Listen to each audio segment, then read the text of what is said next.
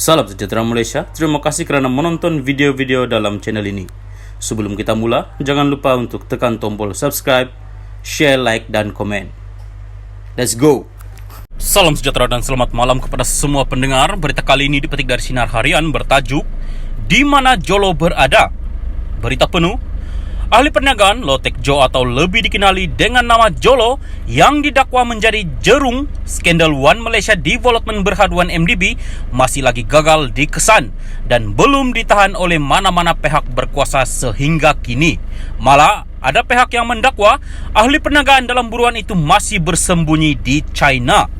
Perkara itu didedahkan penulis bersama buku Billion Dollar Whale, The Man Who Followed Wall Street, Hollywood and the World, Bradley Hope, yang berkongsi sekeping gambar memaparkan Jolo bersama dua individu tidak dikenali di sebuah restoran di Disneyland Shanghai. Menurut Hope, gambar didakwa bertarikh 24 Desember 2019 itu diterimanya daripada sumber boleh dipercayai dan kali terakhir Jolo dilihat adalah pada tahun 2019. Namun, keberadaan lelaki itu tidak diketahui apabila pandemik COVID-19 melanda dunia. Usaha mengesan Jolo turut dipergiatkan dengan kerjasama polis antarabangsa Interpol. Selain siasatan itu turut dijalankan pihak berkuasa asing Singapura dan Amerika Syarikat. Bagaimanapun, sehingga kini ahli perniagaan itu masih gagal dikesan dan keberadaannya menjadi tanda tanya meskipun ada yang mendakwa lelaki itu bersembunyi di negara China. Sebelum ini, Ketua Polis Negara Tan Sri Asril Sani Abdullah Sani maklumkan setakat ini permohonan ekstradisi ke atas Jolo tidak dapat dibuat memandangkan tiada negara ahli Interpol yang mengesahkan keberadaan ahli perniagaan itu di negara mereka. Jelas Asril Sani, sehingga kini usaha menjejaki Jolo masih giat dijalankan dan segala maklumat diterima mengenai keberadaannya di negara asing telah diteliti kesahihannya menggunakan saluran kerjasama antarabangsa. Hal ini menunjukkan mana-mana negeri ahli yang mengesan keberadaan penjenayah dikehendaki, negara berkenaan bertanggung jawab untuk menyalurkan maklumat bagi proses permohonan ekstradisi.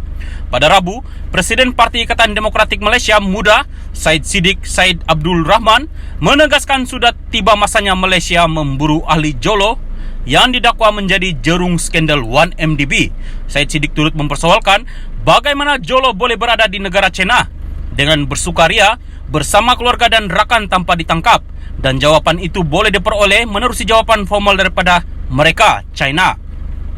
Usaha menjejak Jolo tersebut dengan membawanya pulang ke Malaysia dapat merungkai pelbagai kes penyelewengan yang melibatkan aset-aset negara mencecah bilion ringgit. Jawapan bagi segala persoalan itu boleh dirungkai menerusi kesepakatan antara Malaysia dan China dalam usaha memburu Jolo sekiranya benar dia berada di negara itu.